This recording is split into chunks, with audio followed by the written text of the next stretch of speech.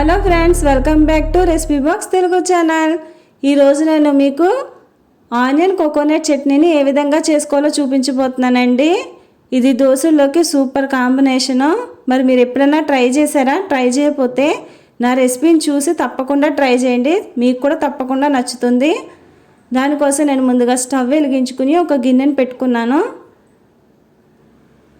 గిన్నె హీట్ ఎక్కిన తర్వాత దీనిలోకి ఆయిల్ యాడ్ చేసుకోవాలి. ఆయిల్ హీట్ అయిపోయింది. ఒక స్పూన్ జీలకర్రని యాడ్ చేసేసుకుందాం. అలాగే 4-5 ఎండుమిరపకాయలను కూడా యాడ్ చేసేసుకోవాలి. ఎండుమిరపకాయలు అనేవి మీ కారాన్ని బట్టి చూసి వేసుకోండి. 3-4 వెల్లుల్లిపాయలని కట్ చేసి ఇందులోకి వేసేసుకున్నాను.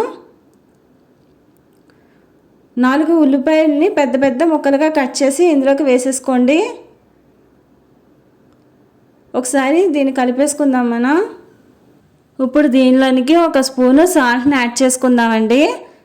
సాల్ట్ని యాడ్ చేసుకోవడం వల్ల ఉల్లిపాయలు అనేవి తొందరగా మగ్గిపోతాయండి. మూత పెట్టేసుకుందాము. ఒక 5 నిమిషాల తర్వాత మూత తీసి చూద్దాం. ఉల్లిపాయలు అనేవి మగ్గిపోయండి. స్టవ్ ఆఫ్ చేసేసుకుని ఇది చల్లారనివ్వాలి. చల్లారిన తర్వాత మనం ఒక మిక్సీ జార్లోనికి తీసేసుకుందాము.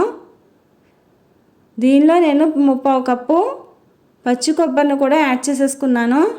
ఒకసారి మిక్సీ పట్టేద్దాం. ఇది దీనిలోనికి కొంచెం చింతపండును కూడా యాడ్ చేసుకుందామండి. మరొకసారి మిక్సీ చేసేసుకుందాము. దీన్ని నేను ఒక బౌల్లోనికి తీసేసుకున్నాను. దీనికి తాలింపు వేసుకోవాలండి. దానికోసం ముందుగా స్టవ్ వెలిగించి గిన్నెని పెట్టుకోవాలి. గిన్నె హీట్ ఎక్కిన తర్వాత ఆయిల్ని యాడ్ చేసుకోవాలి. దీనిలో ఒక స్పూను ఆవాల్ని యాడ్ చేసుకోవాలి. ఆవాలు చిటపటలాడిన తర్వాత ఒక స్పూను మినపప్పును కూడా వేసేసుకోవాలి.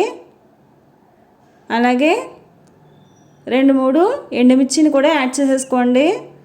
లాస్ట్లో కొద్దిగా కరివేపాకుని యాడ్ చేసేసుకుని స్టవ్ ఆఫ్ చేసేసుకుందాం. ఈ తాలింపుని మనం రెడీగా ఉన్న ఈ చట్నీలోకి వేసేసుకుందాం అండి. అంతే అండి, ఎంతో సింపుల్గా టేస్టీ అయిన ఆనియన్ కోకోనట్ చట్నీ అనేది రెడీ అయిపోయింది. మన నా రెసిపీ కనుక మీకు నచ్చినట్లయితే లైక్ చేయండి, షేర్ చేయండి, సబ్స్క్రైబ్ చేసుకోండి. మరొక మంచి రెసిపీతో నా నెక్స్ట్ వీడియోలో కలుస్తాను. Thank you for watching.